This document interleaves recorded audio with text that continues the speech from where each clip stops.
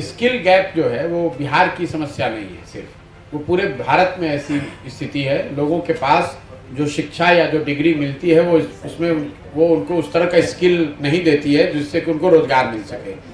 लेकिन बिहार में बेरोजगारी का वो एक मात्र पहलू नहीं है। लोगों का शिक्षित नहीं होना, स्किल्ड नहीं होना, ये एक पहलू है।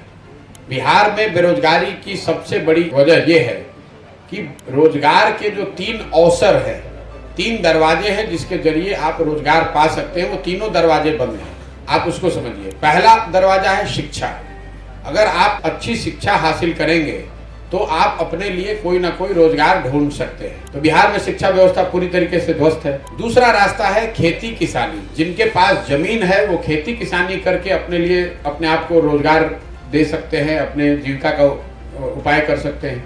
तो जैसा मैंने आपको बताया 60% लोगों के पास तो जमीन है नहीं, और जिनके पास है उनके पास इतनी छोटी जमीन है कि वो सिर्फ पेट भरने के लिए ही उसका उपयोग कर रहे हैं। और तीसरा रास्ता है व्यापार, उद्योग धंधे, स्वरोजगार। उस विषय पर बिहार में चर्चा नहीं होती है। जब हम लोग यहाँ उद्योग धंधे और स्वरोजगार की बात करते हैं तो ज्यादातर हम लोग की समझ ये है कि यहाँ चीनी फैक्ट्री नहीं है, चॉकलेट का फैक्ट्री नहीं है, चक्का मिल नहीं चल रहा है। वो तो एक बहुत छोटा पहलू है। फैक्ट्रियों का न होना एक पहलू है। बिहार में लोग बेरोजगार इसलिए हैं कि शिक्षा और जमीन के साथ साथ उनके पास पूंजी नहीं है। बिहार में जो पूंजी है वो है ही नहीं, तो आप रोजगार करेंगे कैसे? आपने कहा स्किल की बात। मान लीजिए कि आप हजाम हैं, आपको बाल काटने का हुनर है, आपके पास स्किल है, तो अगर आपके पास 2 लाख रुपए की सुविधा हो, लोन हो, तो आप एक सैलून खोलकर आप स्वरोजगार कर सकते हैं, 4 लोगों को रोजगार दे सकते हैं। लेकिन अगर वो 2 लाख रुपए आपके पास नहीं है तो आप दिल्ली में या पटना में जाकर किसी सैलून में बाल काटेंगे मजदूर के तौर पर। अब आप ये समझिए कि बिहार में पूंजी है क्यों नहीं। कई लोग बताते हैं कि यहाँ लॉ एंड ऑर्डर का इशू है, कोई बताता है खनिज संपदा नहीं है, कोई कहता है समंदर नहीं है। इन बातों का कोई मतलब ही नहीं है। बिहार में पूंजी इसलिए नहीं है कि यहाँ पर जो पूंजी जहाँ से आती है, पूंजी आती है बैंकों से। पूरे देश में पूंजी कहाँ से आता है? जो पैसा हम और आप बैंकों में जमा करते हैं, बैंक उसी का एक बड़ा हिस्सा आपको हमको लोन के तौर पर देता है, ऋण के तौर पर देता है। देश में इसको नापने का एक पैमाना है जिसको कहते हैं क्रेडिट डिपॉजिट रेशियो। मतलब कितना पैसा आपने बैंकों में जमा किया और बैंकों ने उसके एवज में कितना पैसा आपको ऋण दिया। देश में ये औसत है 70%। मतलब अगर देश के लोगों ने बैंकों में 100 रुपया जमा किया तो बैंकों ने 70 रुपया ऋण के तौर पर लोगों को, समाज को वापस दिया, ताकि आप घर बना सकें, गाड़ी खरीद सकें, रोजगार धंधा कर सकें, यूट्यूब चैनल चला सकें। बिहार में ये औसत आज है 40%। लालू जी के जमाने में ये गिर कर हो गया था 23.7% 2004-05 वित्तीय वर्ष में। ये आरबीआई का रिपोर्ट है, आपको कोई बताएगा नहीं। बिहार में इसकी कोई चर्चा करता नहीं है क्योंकि ज्यादातर लोगों को इसकी समझ नहीं है। 1990 में लालू जी मुख्यमंत्री बने तो क्रेडिट डिपॉजिट रेशियो था बिहार में 38.8%। वो लालू जी के 15 साल के शासनकाल में गिरकर हो गया 23.7%, और नीतीश जी के 17 साल के शासनकाल में बढ़कर वापस हुआ है 40%। इसका खामियाजा क्या होता है आप उसको समझिए। पिछले साल बिहार में बिहार की गरीब जनता ने बैंकों में जमा किया 4,21,000 करोड़ रुपया। कुल पैसा हम लोगों ने जमा किया कितना? 4,21,000 करोड़ रुपया। तो क्रेडिट डिपॉजिट रेशियो जो 70% राष्ट्रीय औसत है, उसके हिसाब से बिहार में लोगों को स्वरोजगार के लिए, घर बनाने के लिए, गाड़ी खरीदने के लिए, उद्योग धंधों के लिए 2,80,000 करोड़ रुपया ऋण के तौर पर मिलना चाहिए था। लेकिन चूंकि क्रेडिट डिपॉजिट रेशियो है 40%, तो मिला कितना? 1,61,000 करोड़ रुपया। बाकी पैसा कहाँ गया? बाकी पैसा बैंकों ने उन राज्यों में ट्रांसफर कर दिए जहां पर उद्योग धंधे लग रहे हैं, जिसको आप और हम अग्रणी राज्य मानते हैं। कर्नाटक में, तमिलनाडु में, गुजरात में, महाराष्ट्र में, तेलंगाना में, आंध्र प्रदेश में क्रेडिट डिपॉजिट रेशियो 90 से ज्यादा है। मतलब वहां के लोग अगर 100 रुपया बैंक में जमा कर रहे हैं तो लोगों को 90 रुपया ऋण के तौर पर मिल रहा है।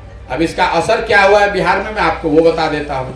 पत्रकार है, कभी कोई नेता मिल जाए तो उससे पूछिएगा। 1990 से लेकर पिछले वित्तीय वर्ष तक 2021-22 तक बिहार से बैंकों ने 26,35,000 करोड़ रुपया 26,35,000 करोड़ रुपया बिहार के लोगों का बैंकों में जमा किया हुआ, इसको ट्रांसफर कर दिया दूसरे राज्यों में। और पिछले 32 वर्ष में बिहार सरकार का बजट भी इतना नहीं है 26 लाख करोड़ रुपया। आप जरा अंदाजा लगाइए, ये 26 लाख करोड़ रुपया अगर बिहार के लोगों को ऋण के तौर पर मिलता तो कितने लोगों ने घर बनाया होता, कितने लोगों ने गाड़ियां खरीदी होती, कितने लोगों ने अपने कृषि को उन्नत बनाया होता, कितने लोगों ने स्वरोजगार की अलग अलग प्रयास किए होते। और ये इतना बड़ा पैसा है, जब पूंजी रहेगी नहीं तो आपको रोजगार मिलेगा कैसे। तो बिहार में अगर बेरोजगारी को खत्म करना है तो सबसे पहले क्रेडिट डिपॉजिट रेशियो को 70 राष्ट्रीय औसत के बराबर या उससे बेहतर करने की जरूरत है।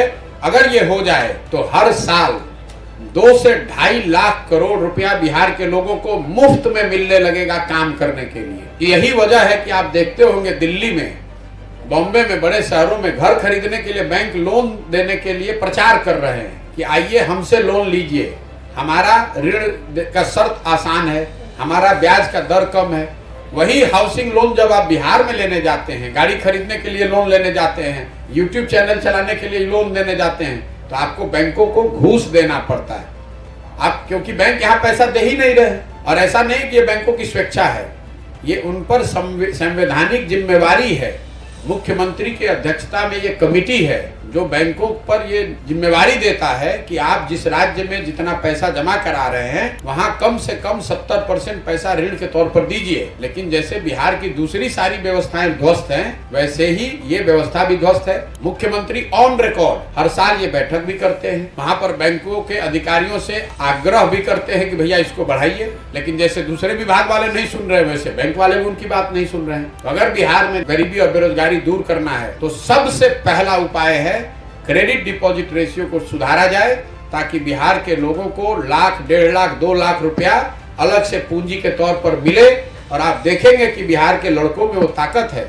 आप यूट्यूब चैनल चलाते हैं, अगर आपको आसान दर पर ऋण मिले तो आप 4 और लोगों को लगाएंगे, आप और बड़े स्तर पर ये काम कर सकते हैं। पूंजी की उपलब्धता रोजगार के लिए सबसे ज्यादा जरूरी है, जिस पर बिहार में न कभी चर्चा होती है, ना कोई बात करता है, ना पत्रकार सवाल करता है। इसलिए मैं हर मीटिंग में इसकी चर्चा करता हूं। अगली बार कभी किसी नेता से आप मिलिए, फिनांस मिनिस्टर से मिलिए, तो उनसे पूछिएगा जरूर। अब नीतीश कुमार को भी बुलाकर पूछिए, जिसको आप पढ़ा लिखा मानते हैं, कि साहब पिछले 32 साल में बिहार से 26.5 लाख करोड़ रुपए, ये आरबीआई की रिपोर्ट है, प्रशांत किशोर का आंकड़ा नहीं है, 26,35,000 करोड़ रुपया बिहार से शिफ्ट हो गया दूसरे राज्य में।